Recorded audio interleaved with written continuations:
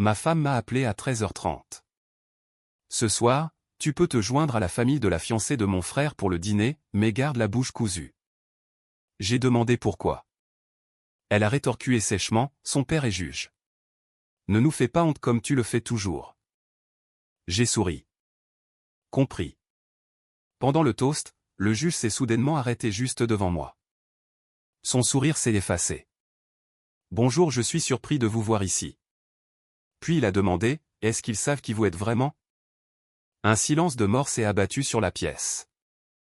Ma femme m'a appelé à 1h30 de l'après-midi, un samedi, et m'a dit de me taire. J'ai répondu, compris. Parce que je me suis tu pendant 27 ans et que j'y suis très, très bon. Ce soir, tu peux te joindre à la famille de la fiancée de mon frère pour le dîner, mais tais-toi. Pourquoi? Son père est juge, le juge Quinqued. Il est très respecté, très important. L'Oton essaie de faire bonne impression et je ne veux pas que tu parles de gestion immobilière ou de ce bâtiment sur lequel tu travaillais le mois dernier. Reste assis, mange, souris et ne nous embarrasse pas comme tu le fais toujours. Compris. Je suis sérieuse, Calder. C'est important pour l'Oton. Les Quinqueds sont influents. Ce dîner pourrait aider sa carrière. Ne gâche rien. J'ai dit, compris, Lorraine.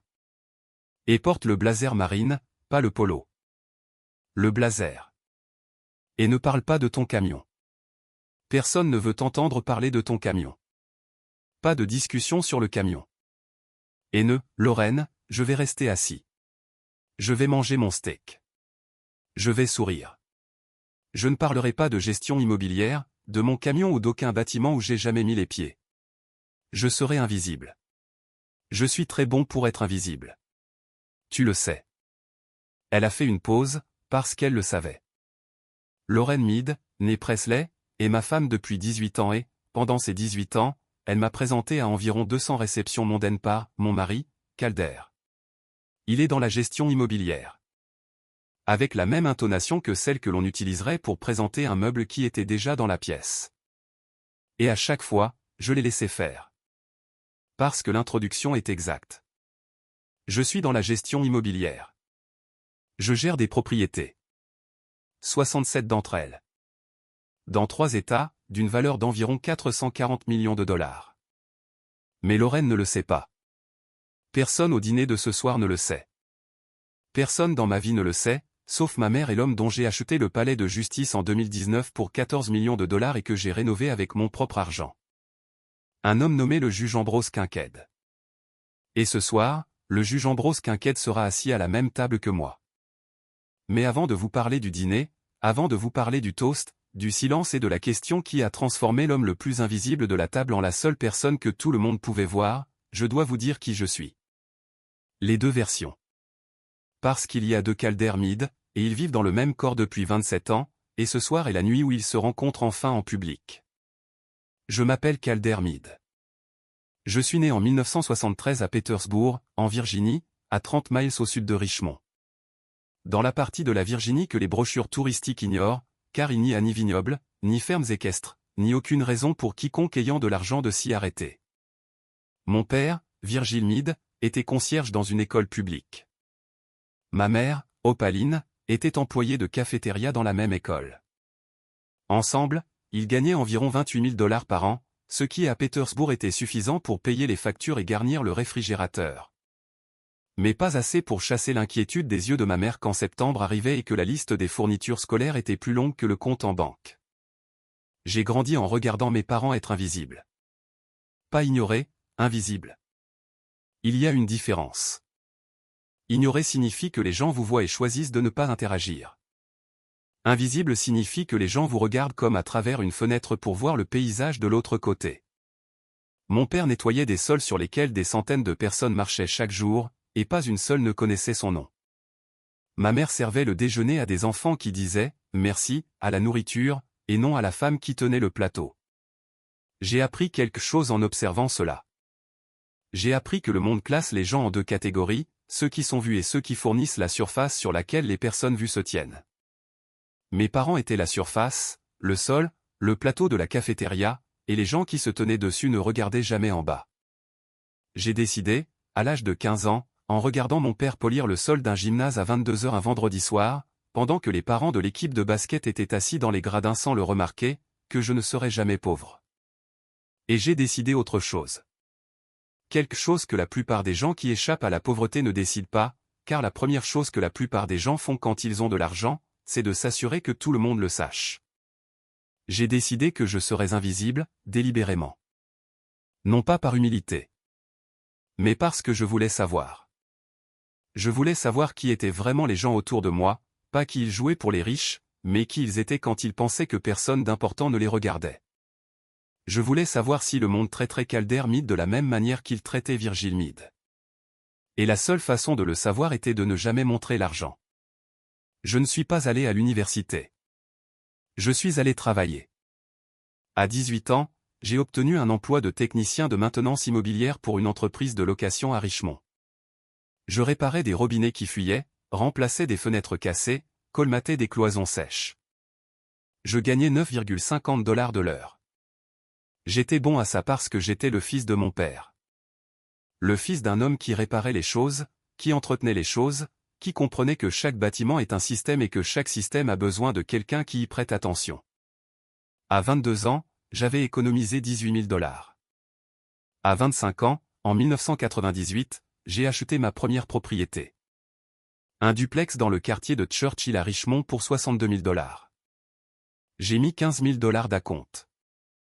Je l'ai rénové moi-même. Tous les week-ends, tous les soirs après le travail, pendant 4 mois. J'ai loué les 2 unités. Le revenu locatif couvrait le prêt immobilier et laissait 4 cents $ de profit par mois. 4 cents $ par mois. C'était la graine. Et je l'ai planté avec la patience d'un homme qui comprenait que la manière la plus rapide de construire la richesse est lentement. En 2000, j'avais 4 propriétés. En 2005, 12. Je n'achetais pas de manoir. J'achetais des duplex, de petits immeubles d'appartements, des espaces commerciaux modestes dans des quartiers sous-évalués, car les gens qui valorisaient l'immobilier ne prenaient pas la peine de regarder les quartiers où les habitants ressemblaient à mes parents. J'ai regardé. J'ai vu ce qui arrivait avant le marché, car j'avais passé mon enfance dans les endroits que l'argent finit par découvrir, et je connaissais les signes. En 2005, j'ai créé ma première société écran, Bridgewater Holdings LLC. Puis Tidewater Capital. Puis Monument Equity Partners. Puis 11 autres au cours des 15 années suivantes. Chaque société possédait une part du portefeuille. Mon nom n'apparaissait sur aucune des déclarations publiques. En Virginie, la propriété des LLC est privée. L'agent enregistré est mentionné, pas le propriétaire. Mon agent enregistré était un cabinet d'avocats à Richmond qui gérait toutes mes formalités d'entreprise et ne divulguait jamais mon identité. En 2010, j'avais 30 propriétés. En 2015, 50. En 2020, 62. En 2025, et aujourd'hui, 67 propriétés à travers la Virginie, le Maryland et Washington DC, des tours de bureaux, des centres commerciaux, des développements à usage mixte, un palais de justice. Valeur totale du portefeuille, environ 440 millions de $. Revenu net annuel, environ 28 millions de $. Fortune personnelle nette, environ 440 millions de $ après dette, car je n'ai pas de dettes inutiles. Parce que mon père m'a appris que la dette est un sol qui ne vous appartient pas, et qu'un jour quelqu'un vous l'enlèvera.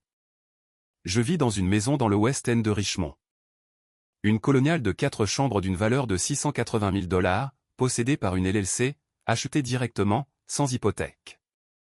Je conduis un Toyota Tacoma de 2017 avec 94 000 miles. Je porte des kakis et des chemises boutonnées de Nordstrom Rack.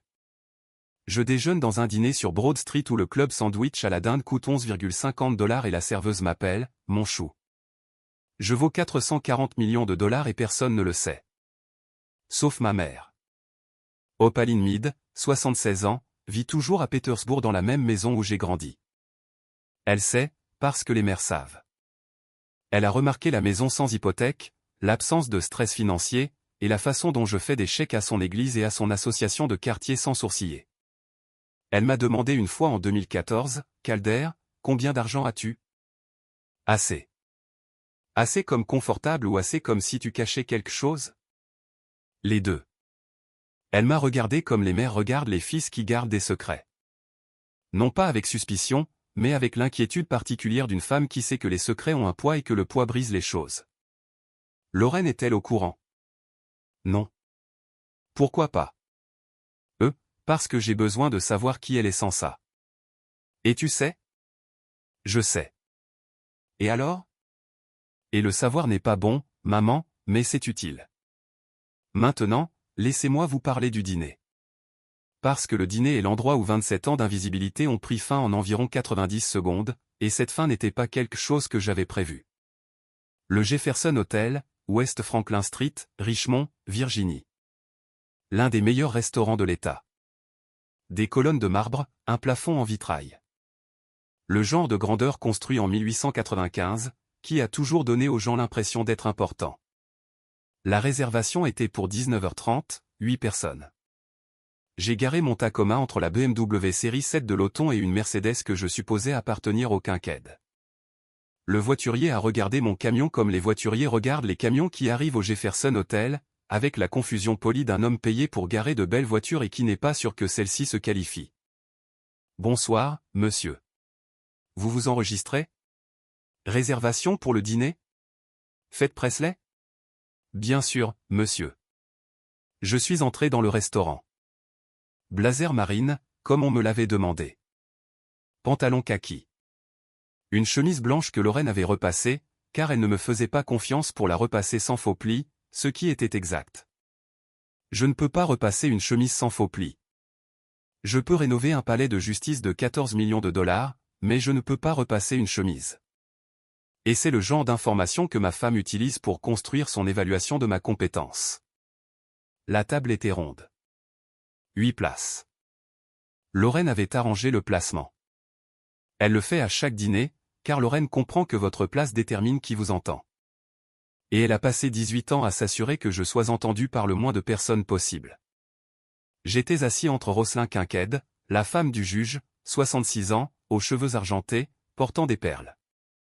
Le genre de femme qui a été mariée au pouvoir si longtemps qu'elle l'aimait par procuration. Et Graham Quinqued, le frère de Sibylle, 35 ans. Un chirurgien orthopédiste qui avait l'assurance facile d'un homme qui répare des os pour vivre, et n'avait jamais réparé un robinet qui fuit, et ne le ferait jamais. À l'autre bout de la table, le juge Quinqued, en face de l'Auton, le bout puissant. Le bout où les conversations ont lieu que le reste de la table est censé entendre et admirer, mais pas rejoindre. Lorraine m'a présenté à la table avec sa formule habituelle, « Voici mon mari, Calder. Il est dans la gestion immobilière. » Elle l'a dit comme elle le dit toujours. Rapidement. Avec une intonation descendante sur « gestion immobilière », comme on dit le nom d'un restaurant qu'on ne recommande pas. Vite, plat, on passe à autre chose. Le juge Quinqued était à l'autre bout. Il ne m'avait pas encore regardé. Il était engagé dans une conversation avec l'Auton sur les taux d'intérêt et le développement économique, ce cocktail particulier de sujets que les banquiers ambitieux utilisent pour impressionner les juges avec lesquels ils veulent être liés. Je me suis assis, j'ai mangé, j'ai souri. Je n'ai pas parlé de gestion immobilière. Je n'ai pas parlé de mon camion. Je n'ai pas parlé d'aucun bâtiment où j'ai jamais mis les pieds, ce qui était difficile, car j'en possédais 67 et en avait personnellement rénové la plupart. J'étais invisible, comme Lorraine le voulait. Comme je l'avais pratiqué pendant 27 ans. Les apéritifs sont arrivés. J'ai pris le crab cake. Il était excellent. 22 $ pour un crab cake de la taille d'un pallet de hockey. C'est le genre d'économie qui n'a de sens que dans les restaurants où la proposition de valeur n'est pas la nourriture, mais le sentiment d'être le genre de personne qui peut se permettre de ne pas remarquer le coût de la nourriture. Le plat principal. Un steak pour moi. Lorraine a pris le saumon. L'Auton avait le canard. Le juge Quinqued avait l'agneau. La conversation a coulé autour de moi comme l'eau coule autour d'un rocher. Doucement, naturellement, sans que l'eau ne reconnaisse jamais que le rocher est là. Graham m'a posé une question pendant tout le plat principal, alors, Calder, quel genre de propriété gérez-vous? Résidentiel et commercial. Divers emplacements. À Richmond? Principalement. Cool. Cool. L'équivalent conversationnel d'une tape sur la tête. Puis Graham s'est tourné vers Sibylle et ne m'a plus parlé. Lorraine m'a jeté un coup d'œil une fois pendant le plat principal. Le regard disait, bien. Tu es silencieux. Continue comme ça. J'ai continué. J'ai mangé mon steak. J'ai bu mon eau. J'ai observé la table comme j'observe les pièces depuis 27 ans, cataloguant les comportements, notant les hiérarchies, mesurant l'écart entre ce que les gens jouent et ce qu'ils sont. Loton jouant pour le juge. Lorraine jouant pour les quinquèdes. Graham jouant l'indifférence, car les chirurgiens jouent l'indifférence comme les professeurs jouent l'intelligence. Automatiquement, sans se demander si c'est approprié. Et puis, le toast. Les assiettes furent desservies. Les menus des desserts furent distribués. Loton se leva, un verre de vin à la main. La pièce changea. 8 personnes se tournèrent vers l'homme au centre, ce qui est la position naturelle de Loton et celle qu'il avait orchestrée toute la soirée. Je tiens à remercier tout le monde d'être ici ce soir. Ce dîner est une affaire de famille. Ancienne famille et nouvelle famille qui se rejoignent. Sibylle et moi sommes ravis du mariage et rencontrer ses parents a été l'un des plus grands honneurs de ma vie. Juge Quinquède, Rosselin, merci d'avoir élevé la femme que je vais épouser. J'ai hâte de faire partie de la famille Quinquède. Applaudissements. Sincère. Loton est doué pour ça. La fluidité. La sincérité qui est soit réelle, soit parfaitement fabriquée, selon la façon dont vous le connaissez. Puis le juge Quinquède se leva. Son tour. Il prit son verre de vin et fit le tour de la table, une habitude qu'il avait prise, j'allais la prendre plus tard, de ces années sur le banc. Les juges marchent quand ils parlent. C'est ainsi qu'ils remplissent une salle d'audience. C'est ainsi qu'ils remplissent une pièce. Il passa devant Loton. Loton, bienvenue dans la famille. Il passa devant Sibylle. Ma chérie, je suis fier de toi. Il passa devant Lorraine. Lorraine, merci d'être ici. Il passa devant Graham. Mon fils. Il passa devant Rosselin. Mon amour. Et puis il m'atteignit. Il s'arrêta.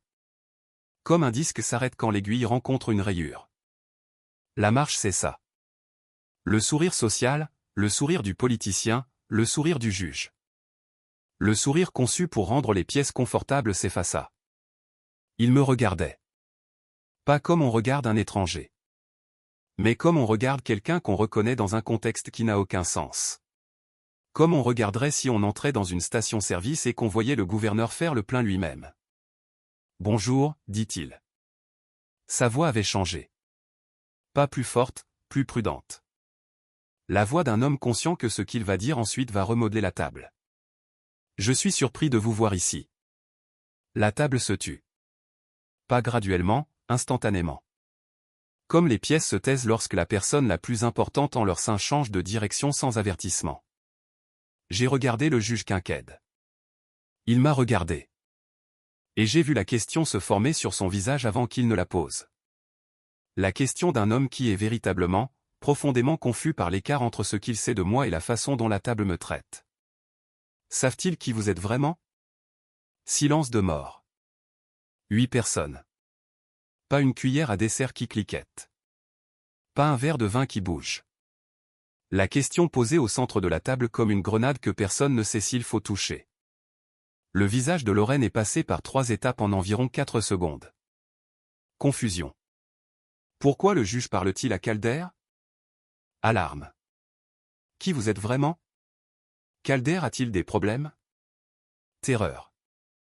Qu'est-ce que mon mari a caché? Ambrose, dis-je. Par mon prénom. La table l'a enregistré. Le gestionnaire immobilier appelant le juge par son prénom. Une autre fissure dans le récit. Je ne pense pas que ce soir soit le moment. Calder, vous êtes assis au bout de cette table, traité comme un invité arrivé par accident. Votre femme vous a présenté comme un gestionnaire immobilier.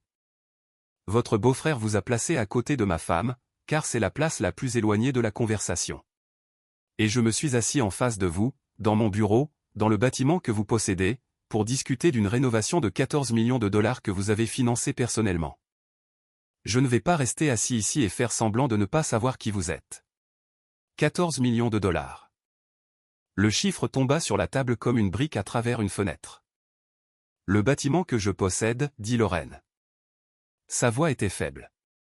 La voix d'une femme qui entend des informations qu'elle ne peut pas traiter. Le juge Quinqued regarda Lorraine, puis moi, puis Lorraine à nouveau. Et sur son visage, il y avait l'expression d'un homme qui venait de réaliser qu'il avait révélé quelque chose qu'il supposait être de notoriété publique. Et qui était en fait le secret le mieux gardé à la table. Vous ne savez pas, dit-il. Pas à moi, à Lorraine. Vous ne savez pas qui est votre mari? C'est un gestionnaire immobilier.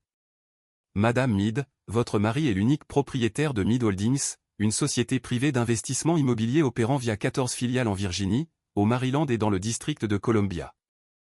Son portefeuille comprend 67 propriétés commerciales.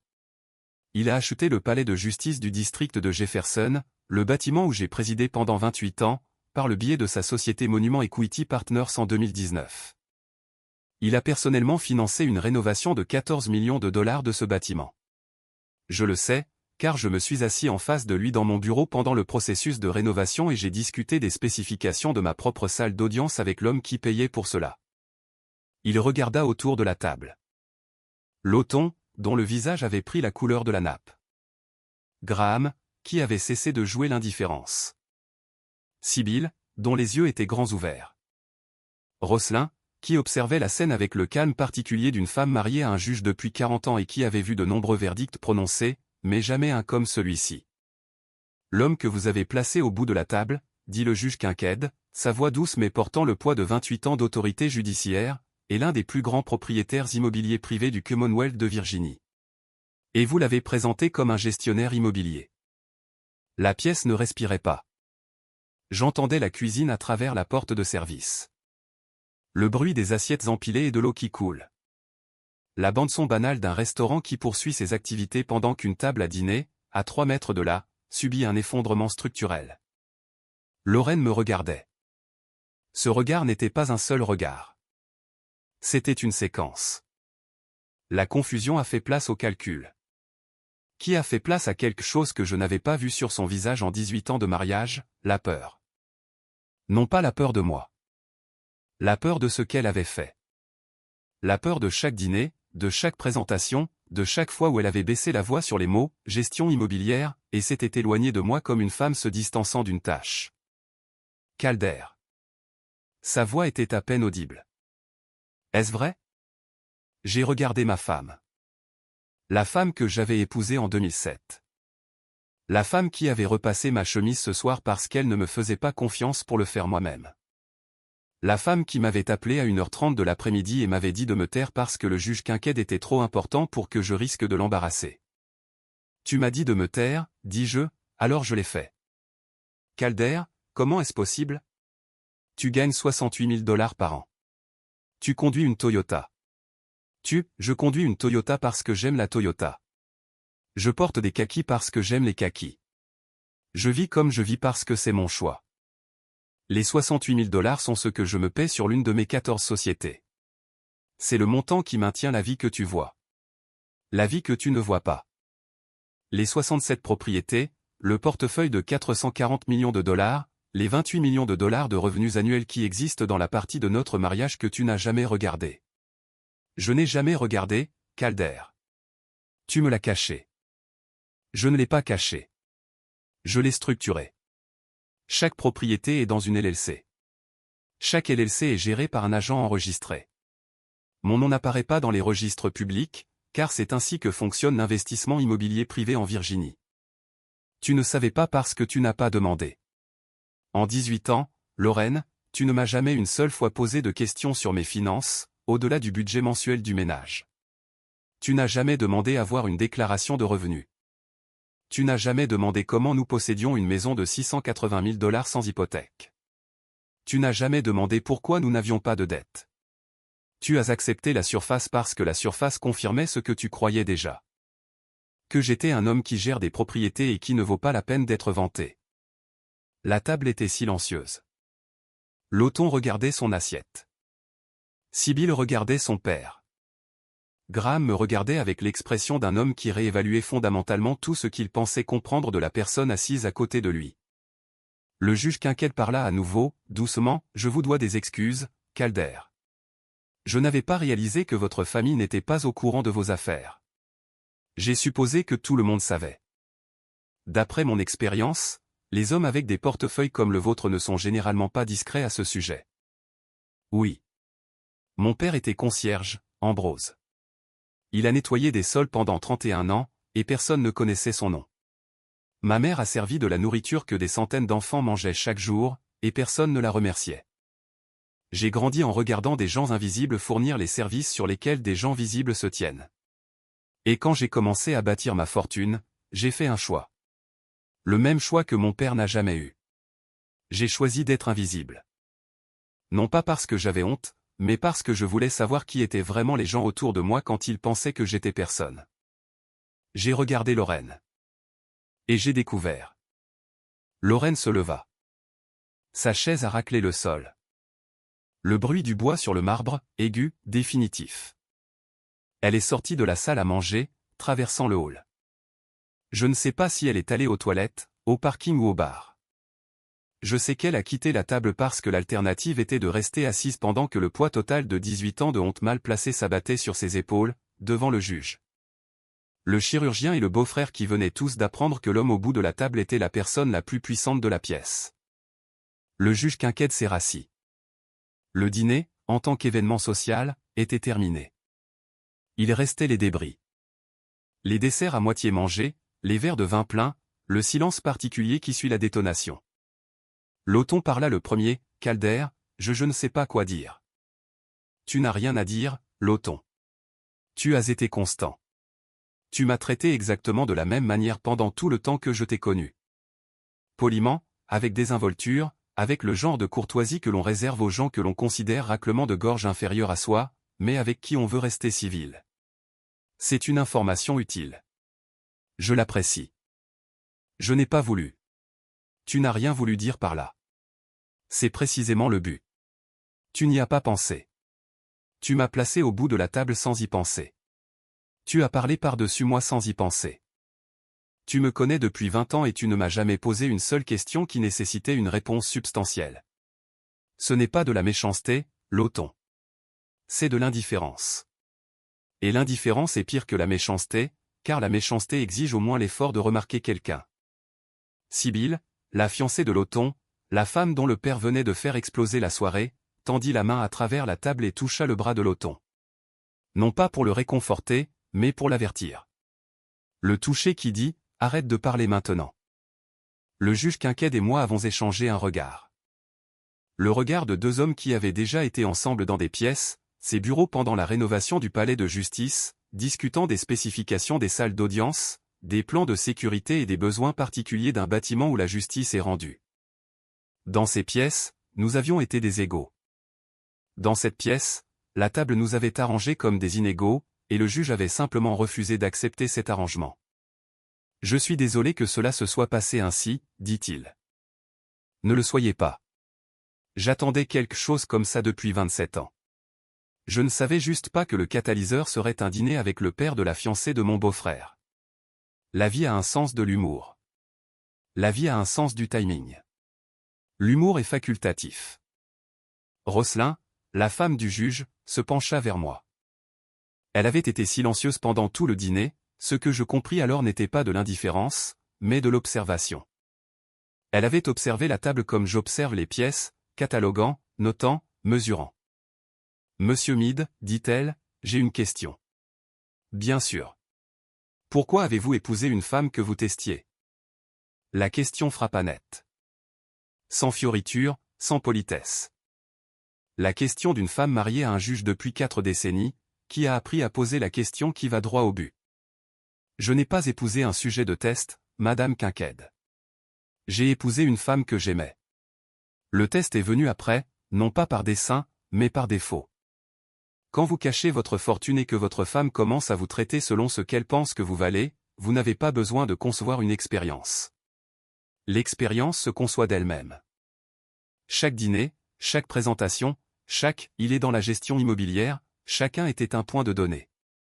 Et sur 18 ans, les données se sont accumulées en un schéma que je ne pouvais ignorer. Et le schéma vous a dit quoi? Que la femme que j'ai épousée valorise plus l'apparence du succès que la substance du caractère. Qu'elle a honte de l'homme que je pense être. Et que la honte ne me concerne pas. Elle la concerne. Il s'agit de ce qu'elle a besoin que les autres voient quand ils regardent sa vie. Ça doit être solitaire. C'est l'expérience la plus solitaire que j'ai jamais menée. J'ai retrouvé Lorraine dans le hall de l'hôtel. Elle était assise dans un fauteuil à oreilles, tenant son téléphone, fixant l'écran sans le voir. Calder. Lorraine. 440 millions de dollars. Oui. Oui. Pendant 18 ans. Pendant 27 ans. Nous avons été mariés pendant 18 d'entre elles. Et tu m'as laissé, je t'ai laissé être toi-même sans l'influence du chiffre. Je voulais savoir qui était Lorraine Presley quand elle pensait être mariée à un homme qui gagnait 68 000 dollars par an. Et j'ai découvert. Que as-tu découvert? Que tu as honte de moi. Que tu as eu honte de moi pendant la majeure partie de notre mariage. Que tu me présentais comme tu présenterais un bagage que tu as oublié d'enregistrer. Que tu me dis de me taire au dîner parce que ma voix, ma vraie voix, exprimant mes vraies pensées, est un embarras pour toi. Calder, ce n'est pas, Lorraine, à 1h30 cet après-midi, tu m'as appelé et tu m'as dit de ne pas t'embarrasser. Ce sont tes mots. Ne nous embarrasse pas comme tu le fais toujours. Tu as prononcé une version de cette phrase pendant des années. La seule chose qui a changé ce soir, c'est que quelqu'un à table connaissait la vérité et l'a dit à voix haute. Pourquoi ne l'as-tu pas dit? Si tu vaux 440 millions de dollars, pourquoi m'as-tu laissé passer 18 ans à avoir honte de toi? Parce que la honte est la tienne, Lorraine, pas la mienne. Je n'ai pas honte de la Toyota. Je n'ai pas honte des kakis. Je n'ai pas honte d'être présenté comme un gestionnaire immobilier, car je suis un gestionnaire immobilier. Je gère 67 propriétés, et je le fais bien. La honte que tu portes concerne ce que les autres pensent de toi parce que tu es marié à moi. Et cette honte existait avant l'argent, indépendamment de l'argent, et aurait existé même si je t'avais dit la vérité la nuit de nos noces. Parce que la honte ne concerne pas ma fortune. Elle concerne ton besoin d'être vu comme quelqu'un qui a bien épousé. Et dans ta définition du « bien », un homme qui porte des kakis, conduit un camion et ne joue pas au succès lors des dîners ne se qualifiera jamais. Elle resta silencieuse longtemps. Assise dans le fauteuil à oreilles dans le hall du Jefferson Hotel, un bâtiment construit en 1895 par des hommes qui croyaient que l'apparence de la richesse était la richesse elle-même. Et elle apprenait, de la pire des manières, dans le cadre le plus public possible, que l'homme qu'elle avait caché pendant 18 ans était la seule personne à la table qu'elle aurait dû exhiber. Que se passe-t-il maintenant? Demanda-t-elle. Je ne sais pas. C'est la chose la plus honnête que je t'ai dite ce soir, qui n'implique pas un chiffre. Pouvons-nous arranger ça? Je ne sais pas non plus. Je sais que je t'aime. Je sais que l'amour a porté un poids qu'il ne devrait pas avoir à porter. Et je sais que ce soir a changé quelque chose qui ne peut être inchangé. L'argent ne m'importe pas, Calder. L'argent ne m'a jamais importé non plus, Lorraine. C'est ce que j'ai essayé de te montrer pendant 18 ans, et tu ne l'as jamais vu parce que tu étais trop occupé à avoir honte de l'homme qui ne le montrait pas. 3 mois ont passé. Nous sommes en janvier 2026. Le mariage est en thérapie, non résolu, non divorcé, dans le milieu désordonné, douloureux et honnête qui existe entre la révélation et la résolution. Lorraine est en colère, non pas contre l'argent, mais contre la tromperie, qu'elle appelle une trahison, et que j'appelle une expérience, et que notre thérapeute appelle un échec de la vulnérabilité mutuelle. Les 3 descriptions sont exactes. Aucune n'est complète. Lorraine m'a demandé en thérapie pourquoi je ne lui avais pas fait confiance avec la vérité. C'est une question juste. Et ma réponse, parce que j'avais besoin de savoir qui tu étais sans cela, est honnête, mais incomplète. La réponse complète, que je n'ai pas encore prononcée à voix haute, est, parce que j'avais peur. Peur que si Lorraine connaissait l'argent, elle deviendrait quelqu'un de différent. Quelqu'un qui jouerait l'amour pour le style de vie plutôt que de le ressentir pour l'homme.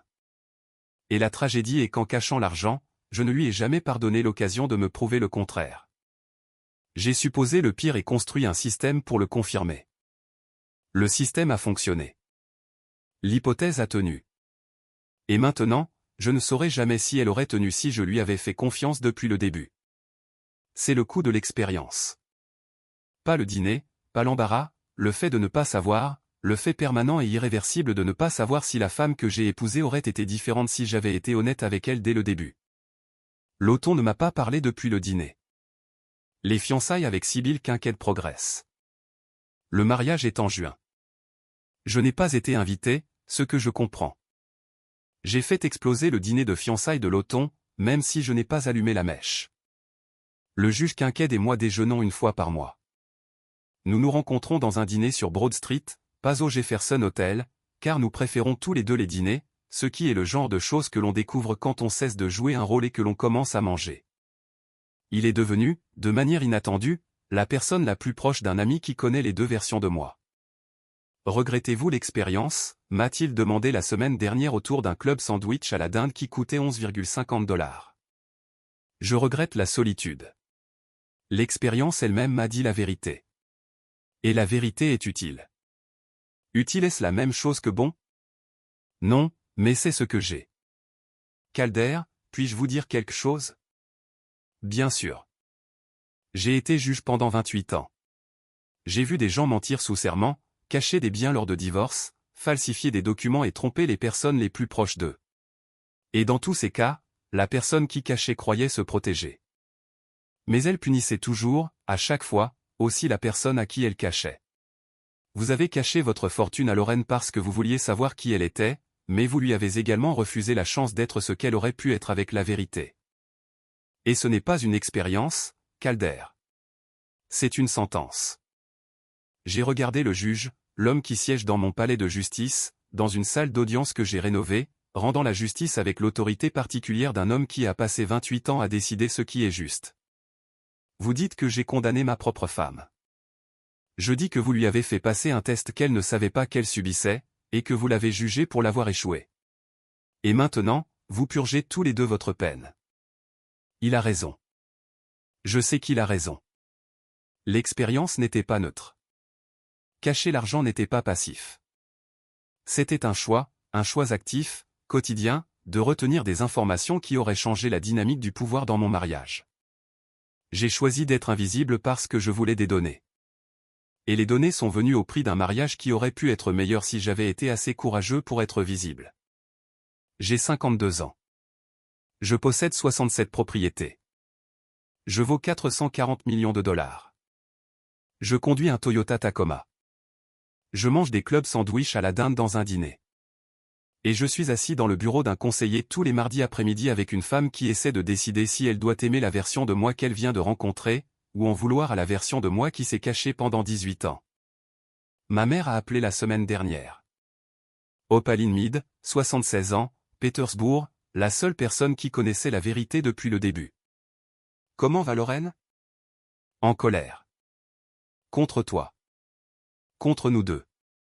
Contre moi pour avoir caché. Contre elle-même pour ne pas avoir vu. Calder, je te l'ai dit il y a 20 ans, la dissimulation allait te coûter cher. Tu avais raison. J'ai toujours raison. Je n'ai juste pas 440 millions de $ pour le prouver. Maman, je suis sérieux. Tu as construit quelque chose d'extraordinaire, bébé. Tu l'as fait avec les mains de ton père et la patience de ta mère. Mais tu l'as caché parce que tu avais peur d'être vu. Et avoir peur d'être vu, c'est juste être invisible délibérément. Ton père n'a pas choisi d'être invisible. Il a été rendu invisible. Tu as pris ce qui lui a été fait, et tu te le laisses fait à toi-même. Et maintenant, tu le fais à ton mariage. Que dois-je faire? Tu arrêtes de te cacher. Tu la laisses te voir, tout de toi. La Toyota et les 440 millions de $, et le garçon de Petersburg qui lavait les sols avec son papa et a décidé qu'il ne serait plus jamais regardé à travers. Laisse-la voir ce garçon, car ce garçon vaut plus que 67 bâtiments. Et si elle ne peut pas aimer ce garçon, alors elle ne peut pas t'aimer. Et tu sauras pour de bon cette fois. Non pas parce que tu as caché quelque chose, mais parce que tu as tout montré. Elle a raison. Ma mère a toujours raison. Je n'ai pas encore tout montré, mais je commence. Une conversation à la fois. Une séance de conseil du mardi à la fois. Un dîner à la fois où je ne joue pas l'invisibilité et où elle ne joue pas la honte. Et nous nous asseyons tous les deux à table tels que nous sommes réellement. C'est lent. C'est douloureux. C'est la rénovation la plus difficile que j'ai jamais faite. Plus difficile que le palais de justice. Plus difficile que n'importe quel bâtiment de mon portefeuille. Parce que le bâtiment que je rénove maintenant, c'est un mariage. Et les mariages n'ont pas de plan. Ils ont 2 personnes et une table, et la volonté d'arrêter de jouer et de commencer à construire. Le juge m'a dit quelque chose à notre dernier déjeuner. Il a dit, les bâtiments les plus solides ne sont pas ceux qui ne se fissurent jamais. Ce sont ceux qui se fissurent et sont réparés. La réparation, c'est ce qui les rend solides. Je répare. Je ne sais pas si le bâtiment tiendra, mais je sais ceci, l'homme au bout de la table n'est plus invisible. Il a été vu. Et maintenant, la question n'est pas de savoir si le monde sait qui est Caldermide. La question est de savoir si Caldermide peut vivre à la lumière après 27 ans passés à choisir l'obscurité. J'essaie. C'est tout ce que j'ai pour l'instant. J'essaie. Je n'ai pas raconté cette histoire pour les applaudissements. Je l'ai racontée parce que quelque part, un homme est assis au bout d'une table, se taisant, se demandant si les gens autour de lui le traiteraient différemment s'ils savaient. Et quelque part, une femme présente son mari d'une voix qui s'estompe sur son titre de poste, ne réalisant pas que l'homme qu'elle estompe est l'homme qu'elle devrait amplifier. Si vous êtes l'homme au bout de la table, arrêtez de vous cacher. Non pas parce que le monde mérite votre vérité, mais parce que vous méritez d'arrêter de la porter seule. Si vous êtes la femme qui présente, demandez-vous, le diriez-vous différemment si vous saviez? Et si la réponse est oui, alors le problème n'est pas ce qu'il fait dans la vie. Le problème est ce que vous faites avec l'information. Abonnez-vous si celle-ci vous a marqué. La prochaine histoire est déjà écrite. Elle n'a juste pas encore été racontée.